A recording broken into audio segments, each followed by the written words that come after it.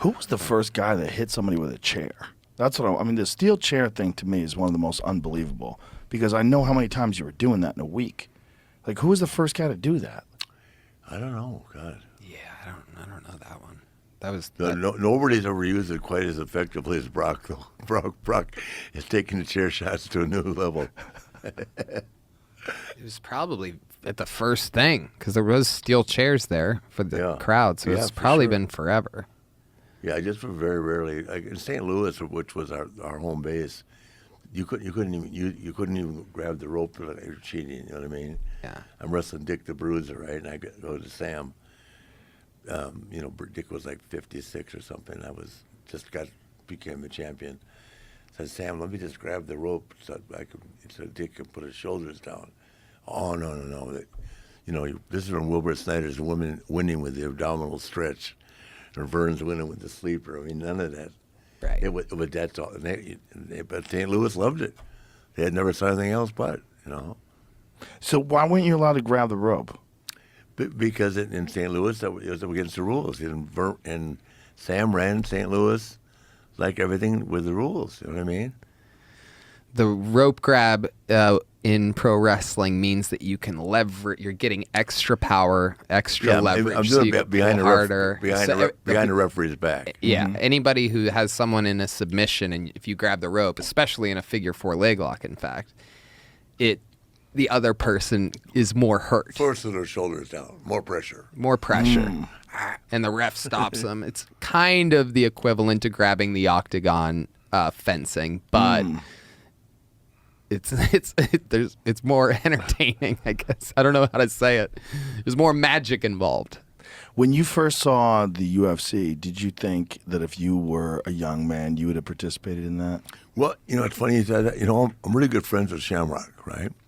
So I'm with Jim Brown, the football player. And the first time Gracie wrestled Shamrock was in Charlotte, North Carolina. Mm-hmm. This was probably long before you got involved. Yeah, it was. And I went, and the thing, Gracie laying on his back, I said, this is bullshit, man. I'm not going back to this. I'm so glad they changed the rules because they'd sit that damn hold. Now the guys can't do that. And it's a lot more action. But watching Gracie and those guys with that Gracie lock, that was the most boring shit in the world. No shit. That's hilarious. Watching him operate from his guard. Like, what's there to watch? Right. I just saw Kenny last month. I love Ken Shamrock. Well, he was one of the first guys to be a legit fighter that went over to WWE. Yeah. It was WWE at the time or WWF? WWE. WWE. No. How old is Ken?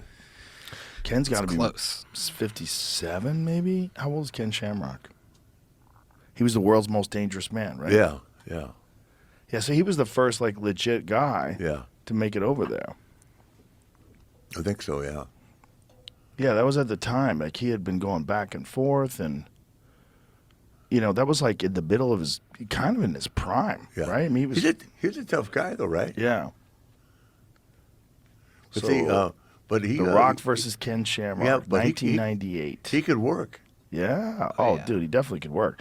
He was fucking jacked, too. Yeah. I mean, Ken Shamrock in his day was a bad man. Well, you would say he was, right? Oh, yeah. I thought dude. so, too. Oh, yeah. I mean, he was a real pioneer. Yeah. What Shamrock did in those early days, I mean, when he ran the Lion's Den, that was one of the big things about the Lion's Den was the conditioning was fucking ruthless. They tried to break guys. Yeah. If you wanted to train in that gym, they tried to break you. It was legendary strength and conditioning routines. Yeah. You had a whole crucible you had to go through to become a member. Yeah, he treats me with a lot of respect. He's a real nice guy. And I feel like it could have been really different, his rivalry with Gracie, if Gracie wasn't in the gi, right? Oh, sure. Yeah.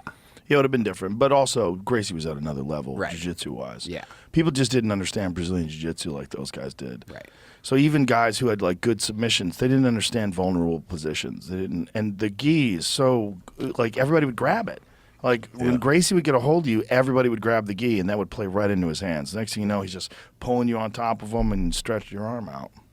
Did you ever think that, when you were a young man, if that was around, that you would have done it? No, I never considered it. I don't know. I was already so wrapped up in wrestling, I didn't think about it. But I've always had a lot of respect for the people that do. Only a few guys have ventured. CM Punk was the one who took the most chances, right? Because he didn't really have a martial arts background. Yeah, that was crazy. Yeah. That was bad for everybody. I knew it was going to happen. Yeah. I mean, I watched him hit the pads, and I'm like, there's no way. Oh yeah. There's no way. There's nothing there. Yeah, there is no, oh, I'm going to do this with all my heart.